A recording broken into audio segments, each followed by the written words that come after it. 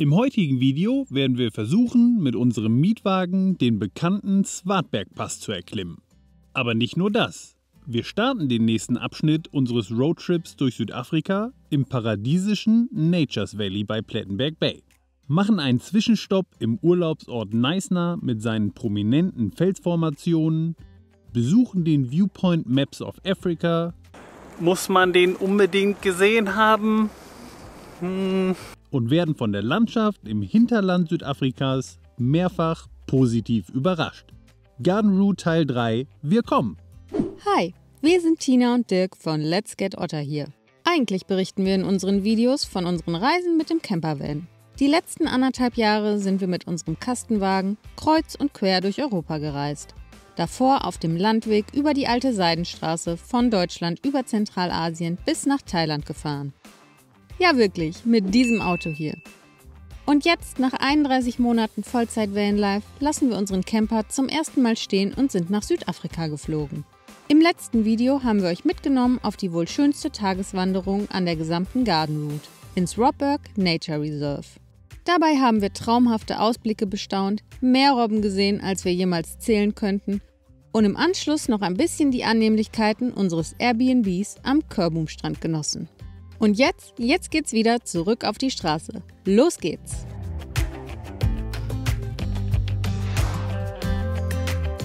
Nach ein paar wundervollen Tagen hier in unserem tollen Airbnb in Plettenberg Bay ist jetzt leider der Tag gekommen, wo wir hier ausziehen müssen. Wir wären wirklich noch gerne ein paar Tage länger geblieben, hätten die Gegend hier um Plettenberg Bay herum noch gerne weiter erkundet, denn es ist wirklich super schön hier. Aber es gibt noch ein paar andere Sachen, die wir uns ansehen wollen in Südafrika, bevor wir bald zurückfliegen müssen. Das machen wir heute. Zuerst fahren wir von Plettenberg Bay aus nochmal ein kleines Stück zurück Richtung Tsitsikamma, um uns dort im Nature's Valley einen vermeintlich traumhaften Strand anzuschauen. Danach geht es weiter die Garden Route entlang in Richtung Kapstadt, mit Stops in Knysna und George. Letzteres nutzen wir als Basis, um von dort aus nach Oudtshoorn und über den berühmten Swartbergpass bis nach Prinz Albert zu fahren. Los geht's, wir packen unseren letzten Kram gerade zusammen und dann fahren wir los.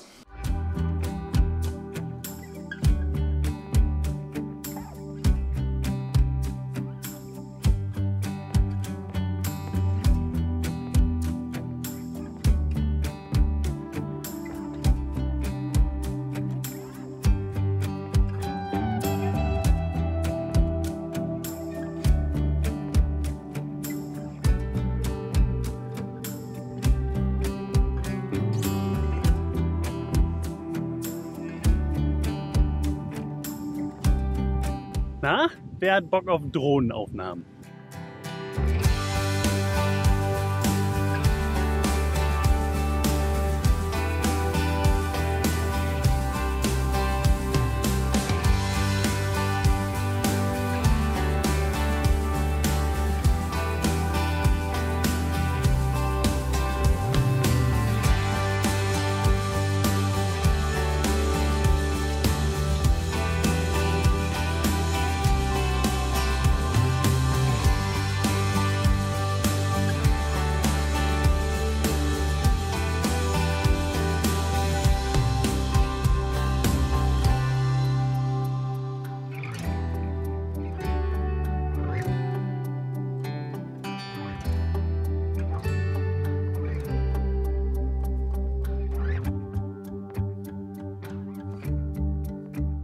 Wir waren gestern Abend in einem italienischen Restaurant, das uns unsere Hosts im Airbnb empfohlen haben.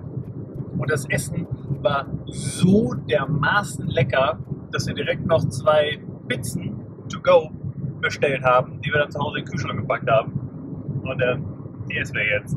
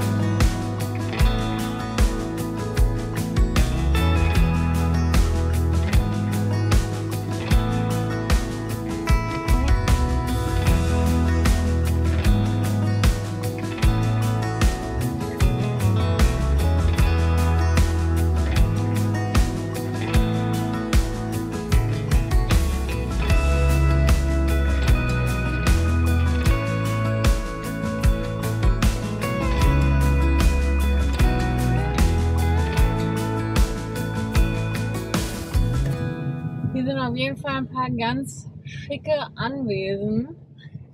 Würde ich nein sagen. Ja, das stimmt bestens.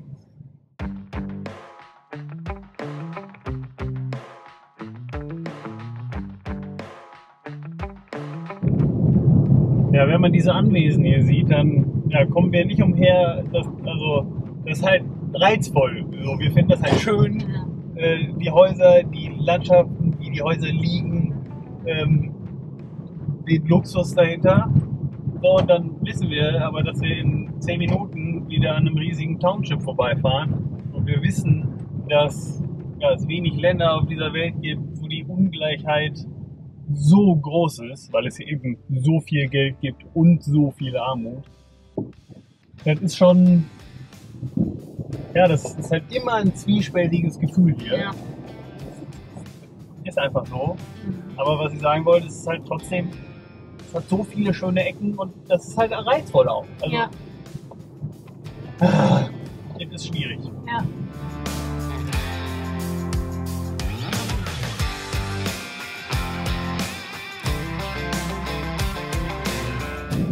Ja, eigentlich wollten wir in Neisser noch schön eine Tasse Kaffee trinken und ein Stück Kuchen essen, denn uns wurde da eine Bäckerei oder ein Café empfohlen, das wirklich super cool aussieht. Aber leider hatten die geschlossen. Deswegen sind wir jetzt schon weitergefahren. Man hätte bestimmt noch Dutzende Sachen in Neisser machen können, aber ja, wir haben heute einfach nicht so die Zeit. Wir wollen ein bisschen weiterkommen in Richtung Dodge. Da sind wir jetzt weitergefahren. Und halten als nächstes an 2 Viewpoints, wo man einmal die Karte von Afrika in der Natur sehen können soll. Und der zweite Viewpoint heißt Dolphin Viewpoint, von dem man ja potenziell Delfine aussehen können soll. Naja, man wird das Meer sehen und mal schauen, vielleicht haben wir doch Glück.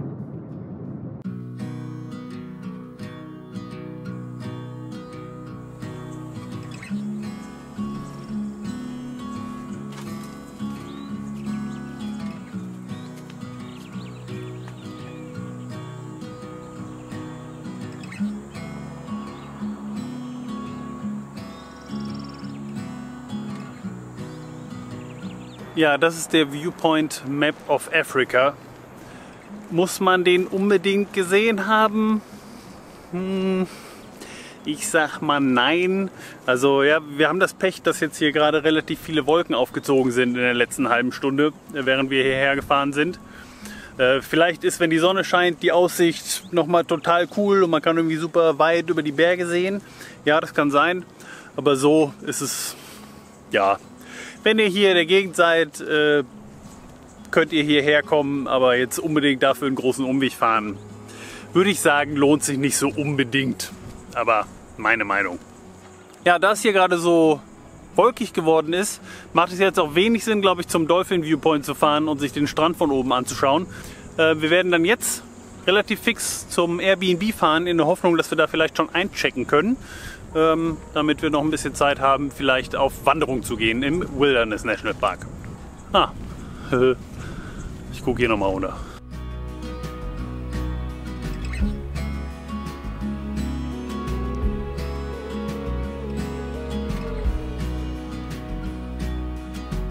Ja, ich sag mal so, der Plan ist nicht aufgegangen und wir erreichen sie auch gerade nicht, oder sie antwortet noch nicht.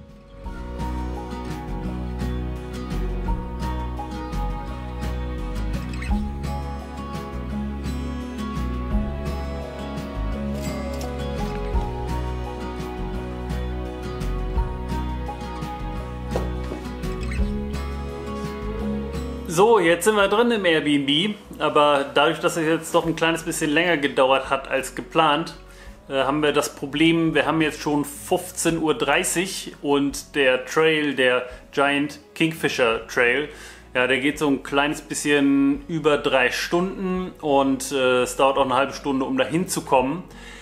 Das heißt, ehrlicherweise haben wir jetzt einfach nicht mehr die Zeit, den zu machen. Das ist echt schade, das ist doof, aber Ist wie es ist. ja, es ist wie es ist. Was will man machen? Morgen werden wir ihn auch nicht machen können. Da haben wir einen vollgepackten Tag geplant. Da wollen wir ein bisschen ins Inland fahren. So ein bisschen einmal weg von der Küste. Da gibt es so ein paar Sachen, auch einen Pass, über den wir mal rüberfahren wollen. Da werden wir morgen also auch nicht die Zeit haben.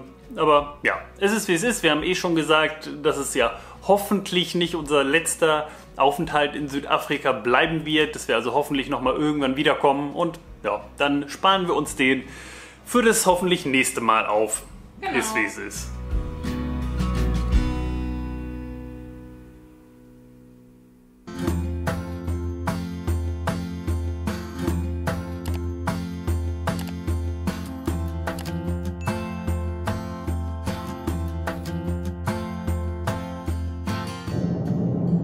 Ja, es sieht leider nicht ganz so aus, als hätten wir heute Glück mit dem Wetter. Aber wir sind jetzt unterwegs und wir fahren ja Bergpässe. Vielleicht kommen wir ja über die Wolken. Ja. Ich sehe blau. Ja, ein 10 Quadratmeter Fleckchen. Ja, und ich sehe blau. Ich sehe rot. Ich sehe schwarz.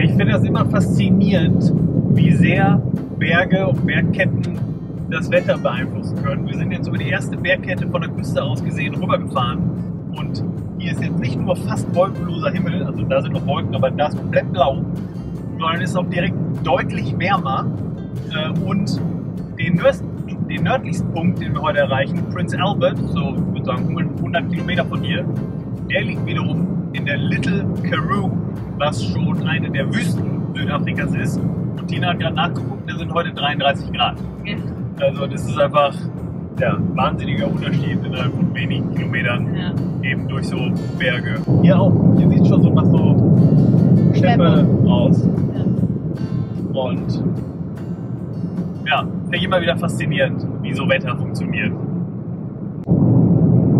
Nicht, dass ich es wirklich verstehen würde, aber ich weiß, Berge halten Wolken ab und damit auch ein Ostrich. Hast du gesehen? Hier noch? Ja. Hier sind die Ostrichfarmen. Ja, stimmt. Ja, wir nähern uns gerade Oudtshoorn. Das spricht man auf jeden Fall so aus. Und hier gibt es sehr viele Straußenfarmen. Aber da wollen wir jetzt keine von besuchen, weil wir haben schon so viele Straußen gesehen in den Nationalparks und so. Ja. Brauchen wir jetzt nicht.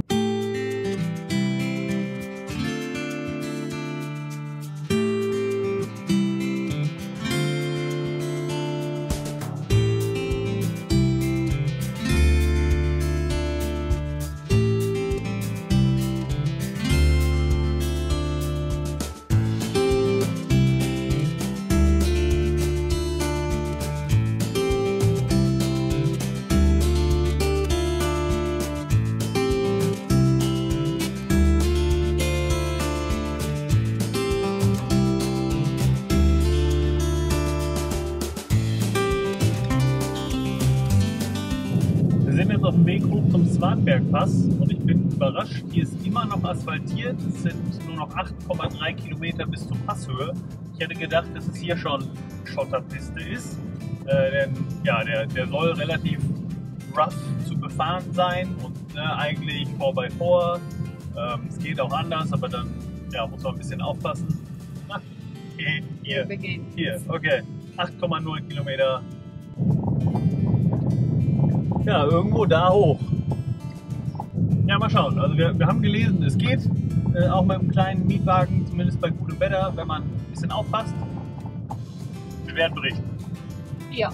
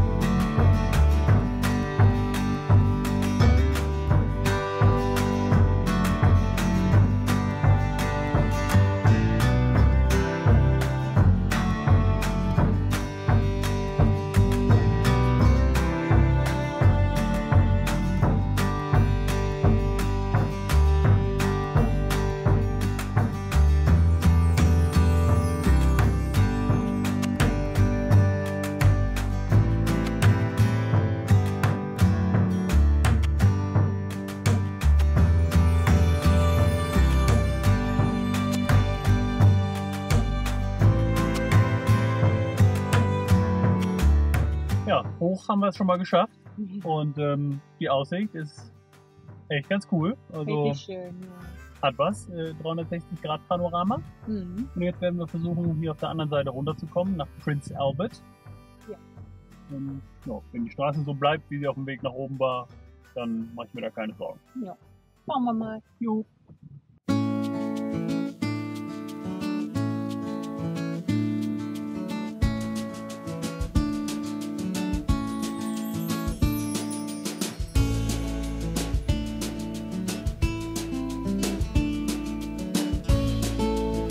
Also der Weg runter ist definitiv ein bisschen schlechter zu befahren, hat mehr fette Steine, hat ein paar mehr Schlaglöcher, aber jetzt, ich würde sagen, wir sind so halb unten.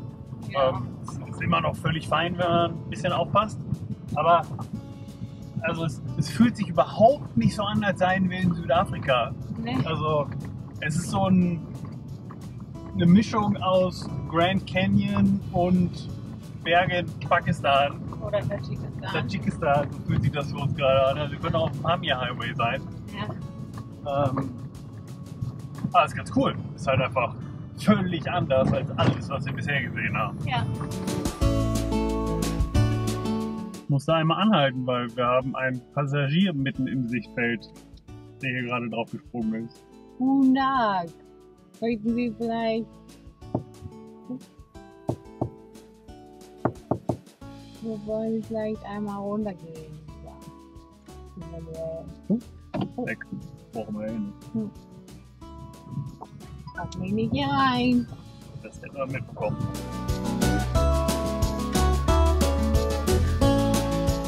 Jetzt müssen wir einmal ein bisschen durchs Wasser. Aber es sieht nur so ein paar Zentimeter tief aus. Also das wird auch unser kleiner Wagen hier schaffen. Ja.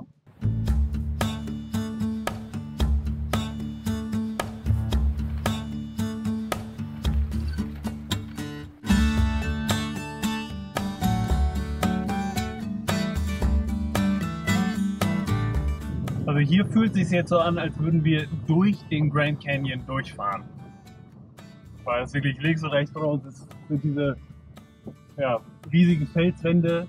Ja. Die Vegetation ist auch so, dass ich irgendwie an Südwest-USA denken muss. Das sieht mega cool aus. Ja.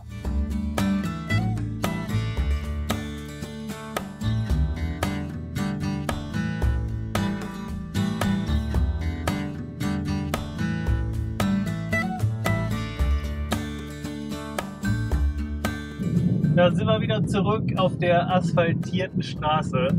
Das war wirklich richtig cool. Also Ja. vor allem auch nochmal dieser Canyon dann am Ende, sowohl von oben als auch, als wir dann durchgefahren sind. War echt ein Erlebnis. Sah richtig cool aus. Ja. Ja, große Empfehlung. Wenn ihr hier dagegen seid, macht das. Fahrt da einmal rüber. Bei Regen würde ich es, glaube ich, mit so einem Auto hier nicht machen, weil dann Könnte es schwierig werden. wird es ein bisschen schwieriger, aber wenn es trocken ist, ist es überhaupt kein Problem. Also selbst mit diesem niedrigen Hyundai i10 oder wie der heißt, den wir hier haben, Ja. ist es kein Problem. Nee. Ja, voll cool. Also würde ich jederzeit wieder machen. Ja. Richtig cool.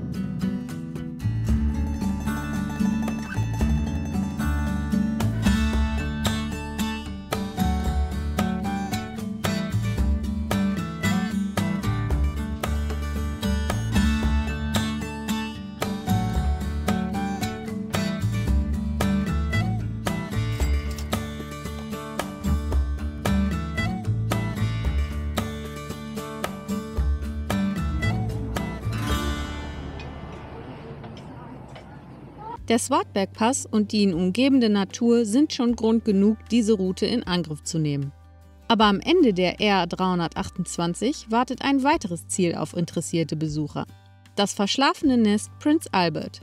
Verschlafen ist dabei keinesfalls despektierlich gemeint. Prince Albert liegt in der Karoo, einer Wüste. Und da können die Dinge auch gerne schon mal etwas gemächlicher ablaufen. Mit seinen herausgeputzten viktorianischen Bauten versprüht der kleine Ort vor allem einladende Ruhe. Die Hauptstraße lädt mit ihren Cafés und kleinen Restaurants zum Verweilen ein. Wer tiefer eintauchen will, besucht das lokale Museum, informiert sich über die Goldgräberjahre oder probiert sich durch die örtlichen Delikatessen. Besonders für getrocknete Feigen und Aprikosen ist Prince Albert weit über die Ortsgrenzen hinaus bekannt. Eigentlich wollten wir im Anschluss noch die Canggu Caves, ein ausgedehntes Höhlensystem, in der Region besuchen. Aber die haben leider schon um 16 Uhr geschlossen. Stattdessen sind wir dann von Uzorn aus noch über ein paar Schotterpisten bis nach Calitzdorp gefahren und haben uns unterwegs an der tollen Natur erfreut. Auch diese Schlucht, die wir auf dem Weg von Prince Albert zurück nach Uzorn durchfahren haben, war nochmal echt faszinierend. Du bist riesig.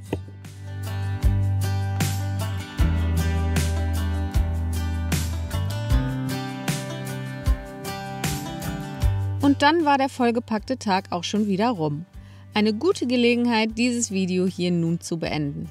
Wir hoffen, ihr hattet Spaß, mit uns mal wieder einen Teil der Garden Route zu erkunden. Beim nächsten Mal werden wir uns unter anderem vom südlichsten Punkt des gesamten afrikanischen Kontinents melden und einen Geheimtipp mit euch teilen. Schaut also gerne auch beim nächsten Mal wieder vorbei. Viele Grüße aus der Ferne und bis ganz bald. Hi. Wer seid ihr denn? Hallo! Hallo! Oh, ihr Süßis! Hallo! Wo sind eure Hüte? Okay, tschüss! Tschüss!